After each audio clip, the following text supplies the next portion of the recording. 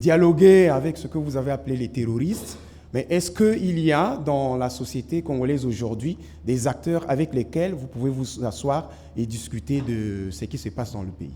Merci. Le Congo dispose fort heureusement des avocats spécialisés en droit américain qui certainement suivent et suivront l'affaire.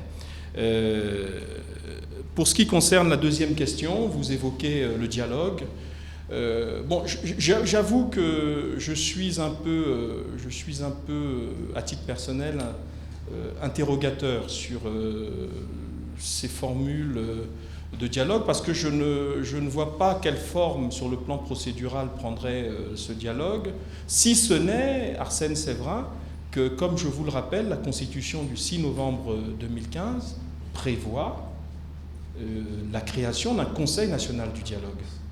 Et quand vous lisez l'article de la Constitution concernée, on parle bien de la concertation à travers le Conseil national du dialogue, la concertation permanente et l'état d'esprit qui consiste à rechercher ensemble, classe politique, société civile comprise, les voies et moyens d'apaiser l'éventualité de climat de conflit ou l'éventualité de contestation politique ou sociétale.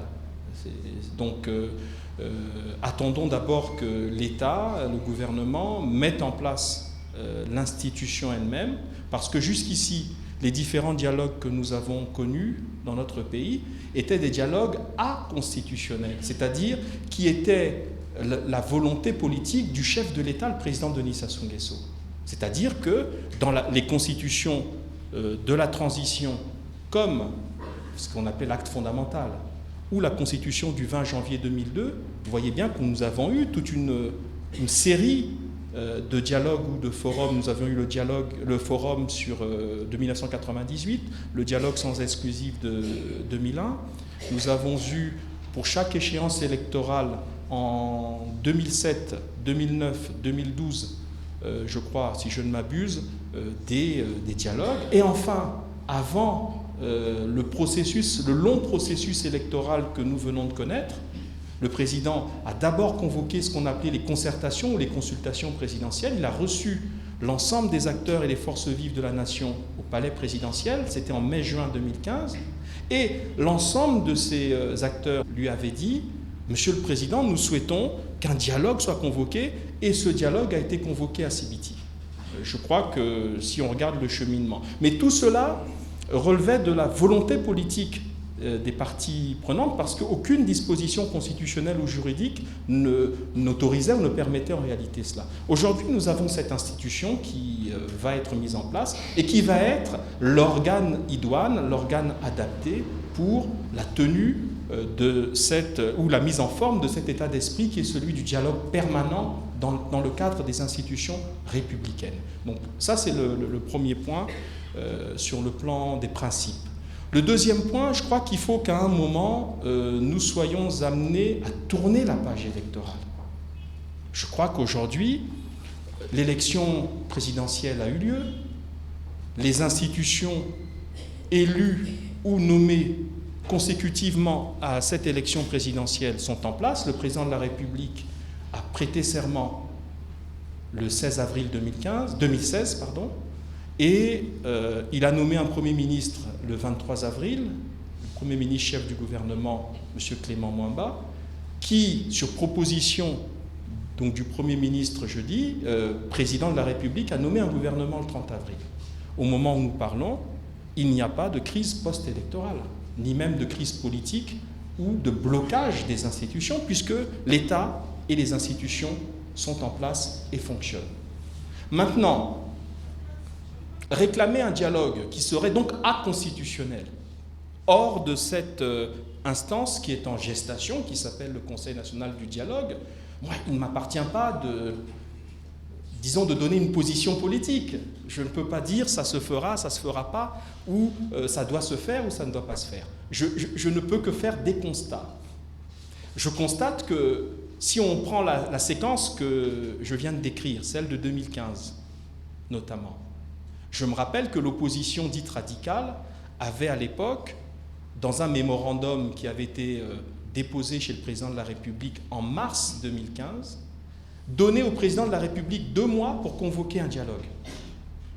Dans le délai qui avait été fixé par l'opposition radicale dans ce mémorandum, le président a appelé les acteurs politiques. Il leur a dit « Venez d'abord discuter avec moi du principe même de l'évolution des institutions et de la gouvernance électorale. Rappelez-vous de la position de ceux qui, moins de 2 mois avant, avaient déposé un mémorandum. Ils ont dit « On n'y va pas ». Et ils ont sanctionné ceux des leurs, dans leur parti, qui, pour eux, ont fait preuve de félonie en allant rencontrer le chef de l'État, le premier magistrat du pays. Donc, vous voyez bien que cette notion de dialogue ne relève en réalité que de l'état d'esprit. Parce que qu'a-t-on vu ensuite? On a vu l'opposition concernée faire un dialogue alternatif, en tout cas c'est comme ça que ça a été appelé, à Diatta. Donc, très honnêtement, je suis interrogateur. Parce que comme je l'ai dit, je n'aperçois pas de crise institutionnelle dite politique ou post-électorale. Et 2, ma crainte, c'est qu'à force de multiplier les instances politiques hors de la Constitution, nous risquons à chaque fois d'avoir un éternel recommencement. Du point de vue du gouvernement, mettons d'abord en place les conditions d'installation du Conseil national du dialogue. Maintenant, si un consensus se dégage au niveau de la classe politique et que ce consensus est validé par le président de la République, je crois que les choses se mettront en place. Donc là-dessus, je ne peux pas avoir de commentaire, si ce n'est de dire, en conclusion, le dialogue, c'est d'abord un état d'esprit. C'est d'abord un état d'esprit. Et l'état d'esprit qui consiste à privilégier la discussion non violente me paraît préférable à un état d'esprit qui consiste à l'épreuve de force permanente. Monsieur le ministre, je vais changer peut-être de cap. Je vais rentrer dans le domaine pétrolier. Monsieur le ministre, en tant que porte-parole du gouvernement, selon certaines informations en notre possession, le gouvernement serait aujourd'hui en discussion avec le groupe Total pour son retrait ou le retrait de ses licences d'exploitation dans les gisements de Tibouela, Tiendo et Tibela Litandi. Monsieur le ministre, qu'en est-il exactement de cette information qui circule? Si tel est le cas, est-ce qu'il y a-t-il déjà des sociétés qui sont déjà plutôt candidates à la reprise des parts du groupe Total? Merci. Guy Gervais Kitina, je ne sais pas si vous parlez de la récente information indiquant que le groupe Total avait rendu à l'État sa licence concernant l'exploitation de ce qu'on appelle les puits de pétrole grand fond. Je crois que c'est ça. Bon, il me semble, quand on a lu l'exposé des motifs du groupe Total, c'est qu'il ne s'agissait pas d'une décision de principe, il s'agissait d'une décision de rationalité économique. C'est qu'avec la baisse des coûts, des tarifs du baril, du coût du baril ou du prix du baril, Total s'est aperçu que pour cette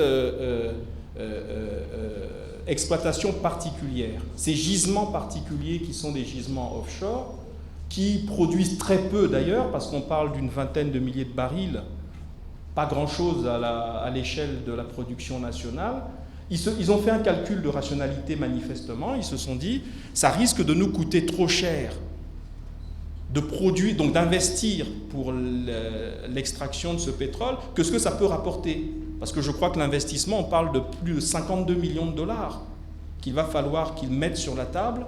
Et s'ils ont apparemment mis face à face le coût d'installation des équipements pour l'extraction, pour la production, et de l'autre côté, ce que ça peut rapporter compte tenu du coût du tarif actuel du pétrole, ils sont aperçus que l'activité ne serait pas rentable.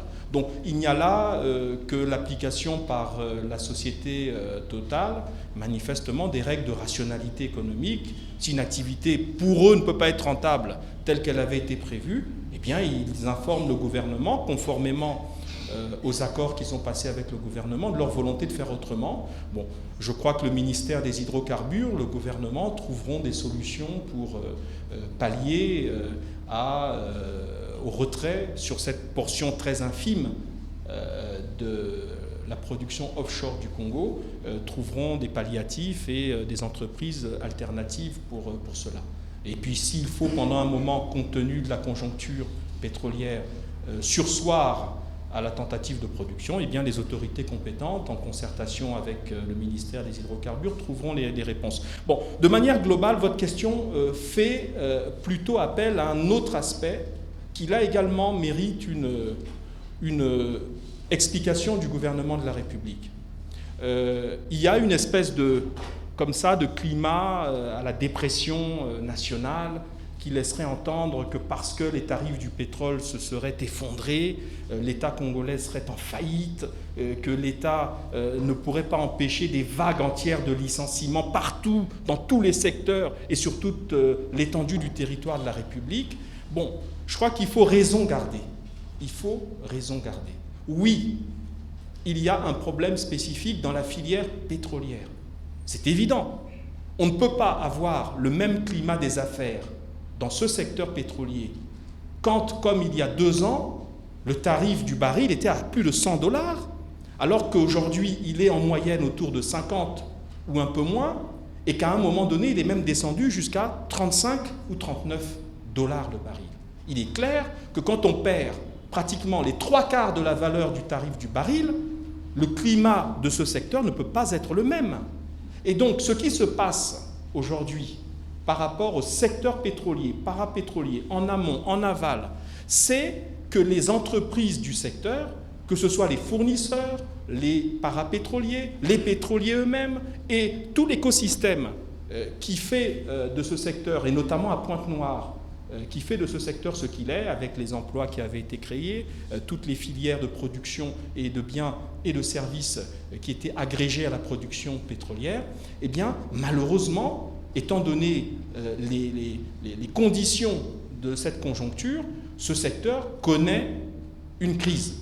Et ce qui fait que les entreprises du secteur pétrolier ont fait ce que font les capitalistes dans ces cas-là. Ils prennent d'abord en compte la situation, leur situation propre au moment où ils décident, c'est-à-dire au moment M, et en même temps, il y a ce qu'on appelle des anticipations capitalistiques, c'est-à-dire que d'autres entreprises qui ne sont pas forcément encore déjà touchées par la crise, dans le même secteur, disent, écoutez, comme celui dont je suis par exemple le sous-traitant ou le fournisseur est lui-même déjà en crise, mais moi j'ai intérêt à réduire la voilure de mon action, sinon je ne pourrai plus, compte tenu de mes charges, notamment personnelles, je ne pourrai plus assurer ma mission et je mettrai en danger l'existence même de l'entreprise. Donc ce qui se passe, c'est que le secteur pétrolier, effectivement, est aujourd'hui en train de contracter sa production, on va dire, de biens et de services au niveau notamment de Pointe-Noire, et malheureusement est en train de contracter le personnel. Alors, dans ce contexte, le gouvernement de la République, et vous aurez remarqué que le Premier ministre, chef du gouvernement, le Premier ministre Clément Mwamba, a rencontré les chefs d'entreprise, d'abord ici à Brazzaville, et il s'est rendu il y a quelques jours, quelques semaines à Pointe-Noire, où il a fait de même. C'est-à-dire qu'il a rencontré les entreprises. Alors, là-dessus, il faut qu'on soit clair.